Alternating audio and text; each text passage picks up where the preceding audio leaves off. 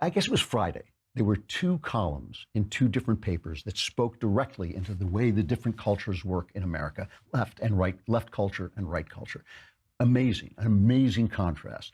The first, do we have Knucklehead Road? I forgot to set that up. Maybe we can still have it, because the first is at the New York Times, a former newspaper, which has now become the Pravda of the left. And it sounds kind of like a mixture of Pravda and an 8-year-old girl's birthday party after a mouse gets in. It's just all these people screaming about how terrible Trump is. But their op-ed page, which I call Knucklehead Row, is filled with elitists. And, I think they have turned the Kool-Aid into an atmosphere there. You don't have to drink the Kool-Aid anymore. You just breathe it in. Brett Stevens, Ross Douthat, they used to be good thinkers. Now suddenly they're just mouthing this incredible garbage. But this is not one of them. This is one of the central knuckleheads of Knucklehead Row. Let's take a trip over to Knucklehead Row. Oh, hey, hey, oh, hey, ho. Let's go waltzing down to Knucklehead Row. So here is David Brooks, How Progressives Win the Culture War. Okay. He says progressives could be on the verge of delegitimizing their foes on guns, but also much else, rendering them untouchable for anybody who wants to stay in polite society. That would produce social changes far vaster than limiting assault rifles. Two things, says Brooks, have fundamentally changed the landscape. First, over the past 2 years, conservatives have self-marginalized. In supporting Donald Trump, they have tied themselves to a man whose racial prejudices, sexual behavior, and personal morality put him beyond the pale of decent society. While becoming the movement of Dinesh D'Souza, Sean Hannity, and Franklin Graham, they have essentially expelled the leaders and thinkers who have purchase in mainstream culture. Second, progressives are getting better and more aggressive at silencing dissenting behavior.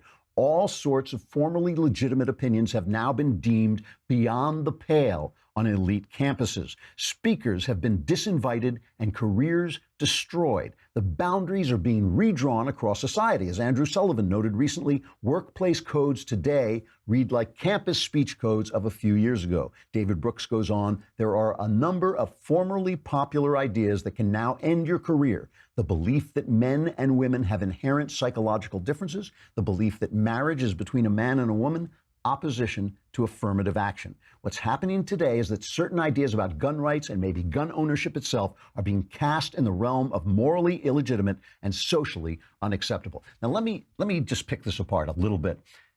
First of all, I want you to notice where he thinks the battlefield of the culture war is.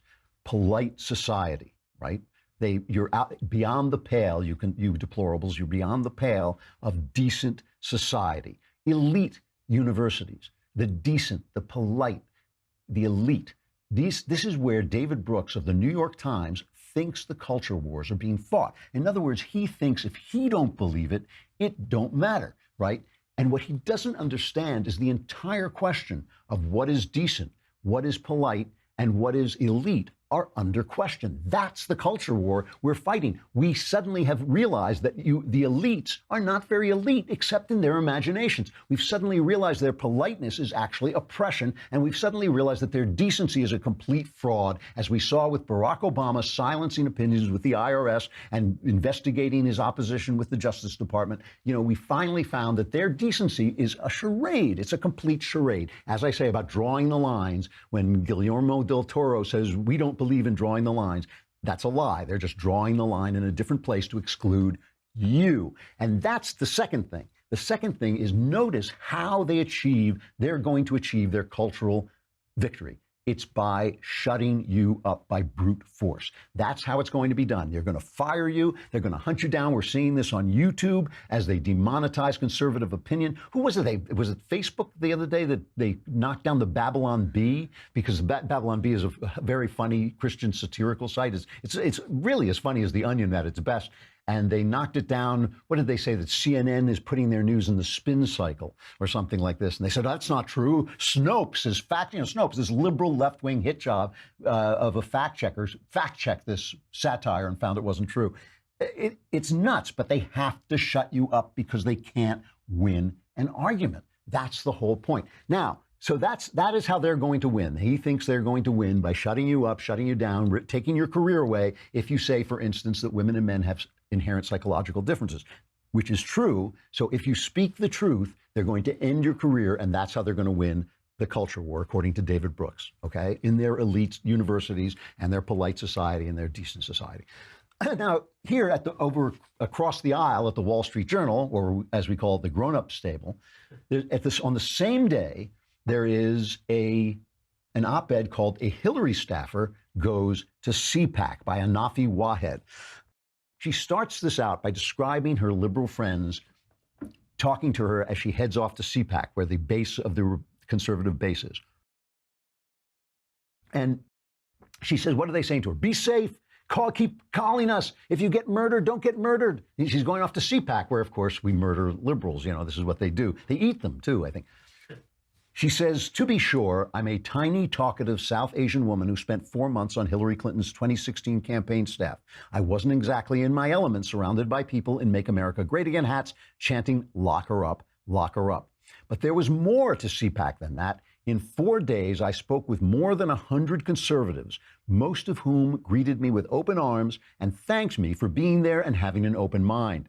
They happily engaged me in meaningful political conversation and invited me for drinks and after parties. In retrospect, I'm embarrassed at how nervous I was when I arrived. I found myself singing along to God Bless the USA with a hilariously rowdy group of college Republicans, having nuanced discussions about gun control and education policy with people from all walks of life, nodding my head in agreement with parts of Ben Shapiro's speech, so she really went off the deep end, and coming away with a greater determination to burst ideological media bubbles. Among liberals, conservatives have a reputation for being close-minded, even deplorable. But in the Washington Republicans I encountered at CPAC, I found a group of people who acknowledged their party's shortcomings, genuinely wondered why I left my corporate job to join Mrs. Clinton's campaign, and listened to my arguments before defending their own positions. So those are the two sides. It's not just what the culture war is, it's how the culture war is being fought. And by the way, this is in keeping with my experience. When I deal with leftists, they shout names at me. They want to shut me down. They think they're going to get me fired. They think they're going to make me run away because they call me racist. All that. They're grim. They're angry. They're like really unhappy. Like the Oscars.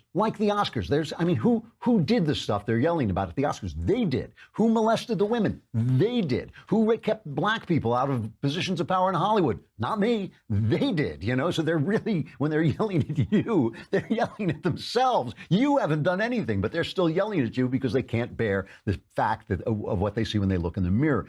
When I deal with conservatives, we have a wide range of differences. I mean, we argue about gays. We argue about religion. We let Knowles in here, and he's a Catholic. I mean, for crying out loud. How big a tent do you expect us to pitch?